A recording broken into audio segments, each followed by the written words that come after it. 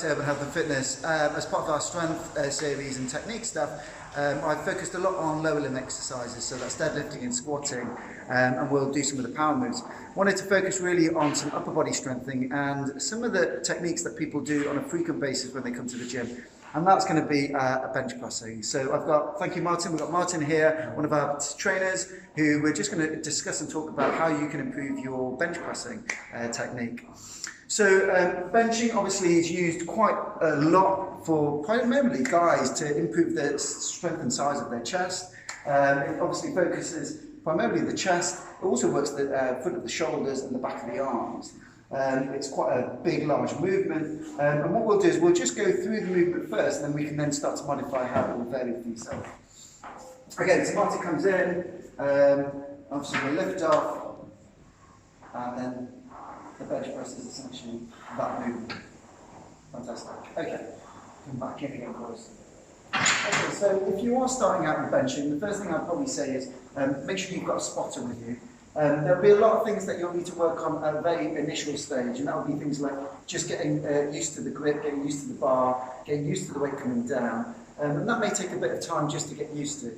But you may want to focus on a few key things that will just help in that process. First one is going to be your setup. We'll start from the bench side. We've got a bench here that's got a bit of a gap, but some benches will be flat and straight through it. And obviously Martin will have a bit of an arch to the back. There's no right and wrong with regards to the arch in the back.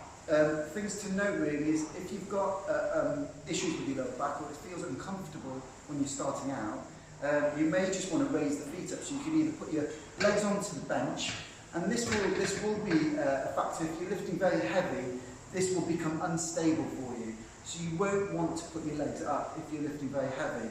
But initially, if you want to just get used to it and you've got issues with your lower back, you can pop the legs up. You could put a step box at the bottom and put that so it just raises it up slightly, or a little bench, and again that will just reduce the arch in your lower back.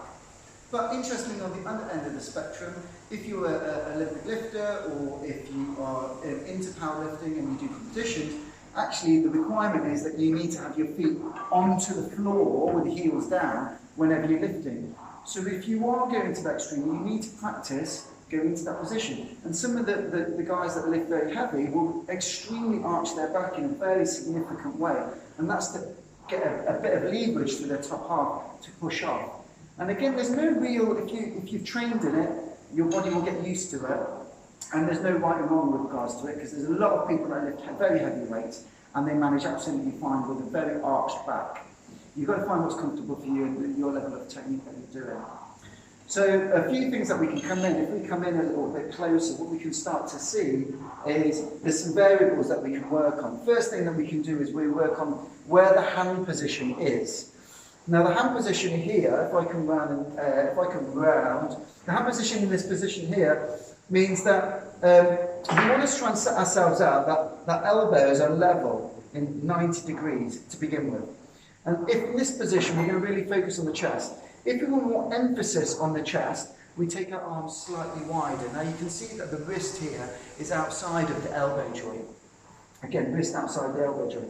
So it's almost coming into like a fly position. So you can see automatically with a wider stance, wider grip, that that's going to focus the chest a lot more.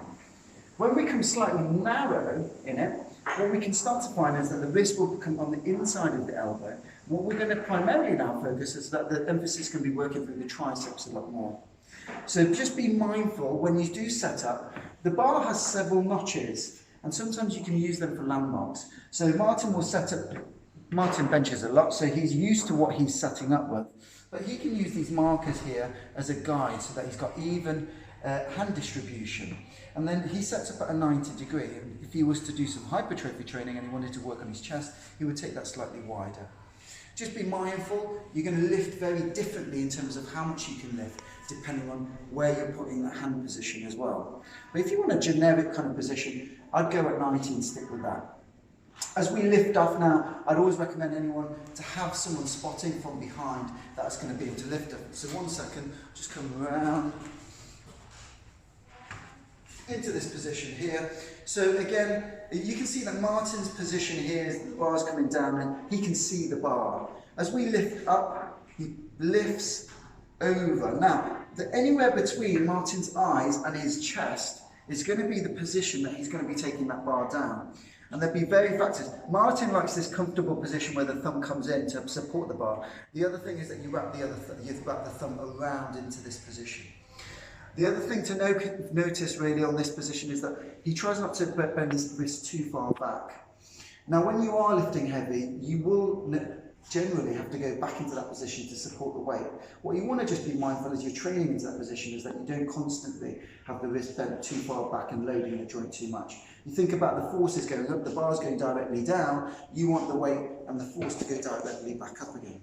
As Martin takes that bar down, again, he's finding that position anywhere between these two positions. And you can see that the elbow comes relatively perpendicularly down, so that when he pushes back up again, the force is transmitting the bar all the way in a straight line up. And as he goes back down again, now you can see if the elbows come forward here, he's going to load his front of his shoulders quite significantly.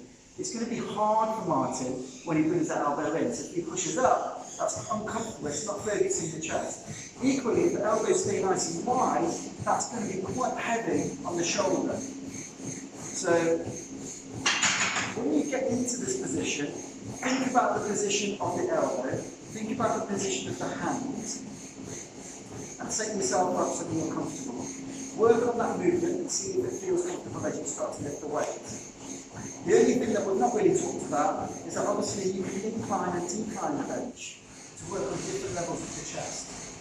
We won't go into it too much mechanically, but in a basic, if we incline the chest, so if we've got the bench up, we're going to work the top portion of the shoulder a lot more. When we decline the bench, we take it down, so the weight, so the feet are up, we're going to be focusing on the lower portions of our chest. So you can see why this position alone, taking the hands out and in, you can vary the angle of what you're touching the chest. You can think about the angle of the bench, you can angle how much you're working the chest itself. And then you can play around with foot position, back position, and also what you're doing with your elbows to make your push and your bench a lot more effective. Okay, any questions, you can just put it on our comment section. But hopefully that's quite helpful for you. And then any questions with regards to bench, you want to try and improve your technique as much as you can, pop in and we can support you. Okay, thanks.